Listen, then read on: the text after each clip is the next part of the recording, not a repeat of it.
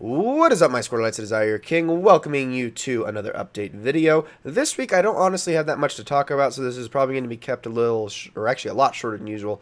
So let's jump right on into, I guess, what's the news that's kind of happened in gaming over the past week. I mean, I already talked about PlayStation VR, and that was really the only big thing.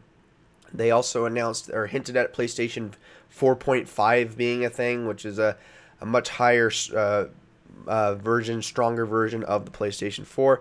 I don't really know what to think about that yet. I still kind of want to wait to form an opinion on that and actually hear more details and more, I guess, some more things leading to me to believe that that's actually a true thing before I formulate an opinion on it. Um, Uncharted 4 went gold, so yay, probably no more delays. So that's good. But aside from that, not really anything happened this week that comes to mind. Uh, yeah, not at all. So I don't really know what else I could talk about in that department. As far as the channel goes, Rise of the Tomb Raider is now finally on consistent uploads. I finally was able to get through all the issues I've been having with this Let's Play, and it will be done Friday. It will be done Friday. Okay? It's going up every single day this week, and it will be done on Friday. I promise you.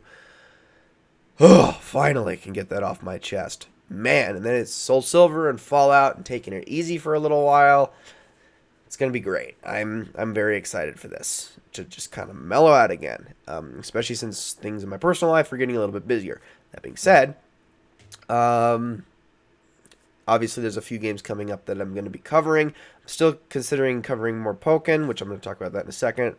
Trackmania maybe a little bit, doing community levels that I find are really interesting. And then of course Uncharted 4, which I'm going to start Let's Playing the day that comes out. And then who knows what else is going to get announced. There's actually not really much else for spring that I'm too excited for. I mean, I'm planning on picking up Doom. I might do a first impressions of that, but aside from that, I can't really think of any spring releases I'm too eager to jump on. I will jump on Star Fox Zero if the reviews are decent on that, though, because I'm super skeptical of that game. Um, I mean, and I'm not like a person who like hinges my opinions on the reviews, but like I want there to be something special about this game, and I don't want it to. There needs to be something special, or at least a hook to this game for me to go, oh yes, I want to buy that. And if other people see it, then that'll be a reason for me to go get it. Because as of right now, I am not impressed.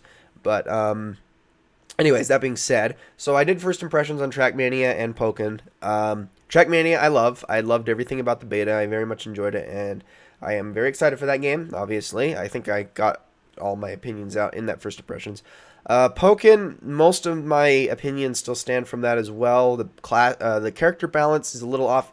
Granted, I don't think I gave enough credit because I think this game has something that most fighting games don't have, in which most fighting games, they always have a bunch of characters on an even playing field, a few underpowered characters, and then like 2 or 3 overpowered characters. Okay? This game, I would say for the most part, about more than half of them are on the same playing field and nothing above that.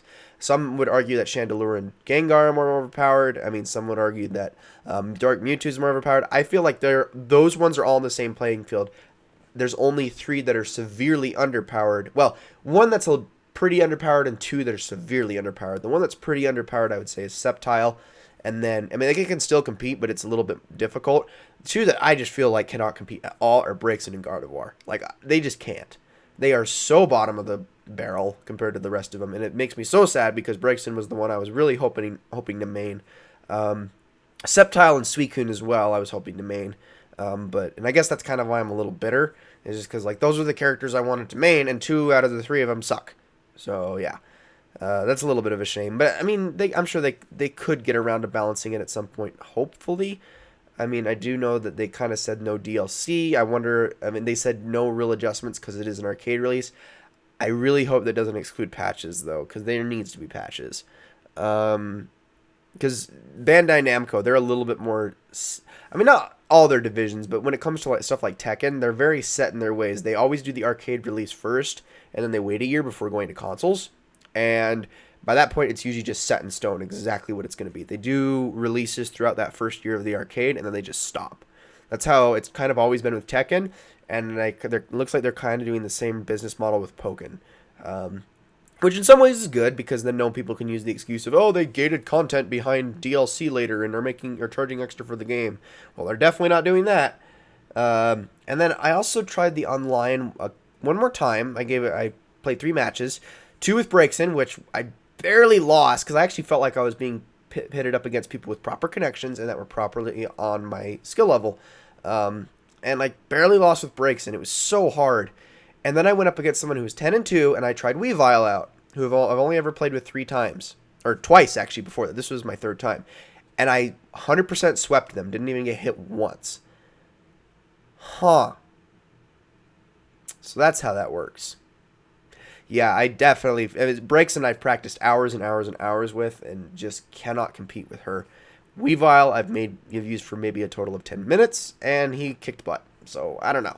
If that doesn't scream overpowered or underpowered, I guess, I don't know what does. That being said, moving on, last thing I really wanted to talk about in this update video is, oh boy, time to sigh, Destiny. So, April 12th, actually, yeah, so I guess that's news for this week. April 12th, Bungie announced that on April 12th, Destiny's finally getting new content. It's a DLC-sized content update. There's going to be new weapons, new loot to get, all that stuff. There's going to be new activities, a new strike, all of that. I don't think there's going to be a raid. In fact, I'm pretty sure there's not going to be a raid at all. But there is going to be updates to old content as well. And it sounds like it's going to be a good DLC-sized thing.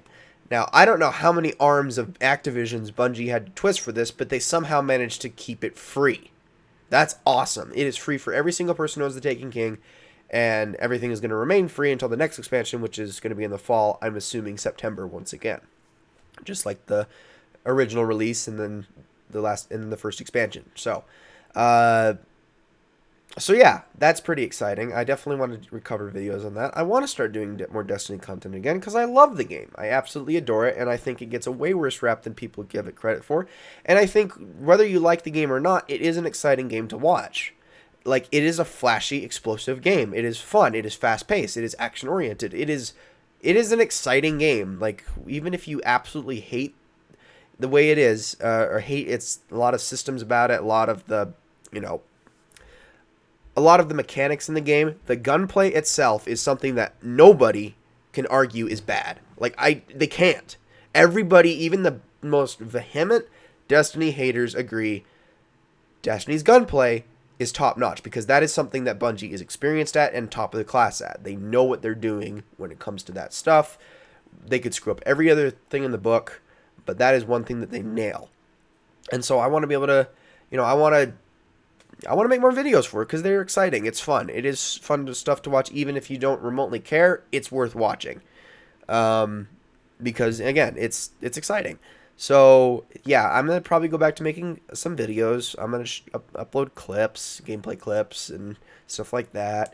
And I might make montage videos again. I'm going to start making videos on how to prepare for this update, because I know that there's going to be some things that are going to be completely gone once this update rolls around, as there always is, stuff like older weapons and stuff like that. So I'll make some videos on that. Of course, I'll make videos about the actual update itself and on the new content.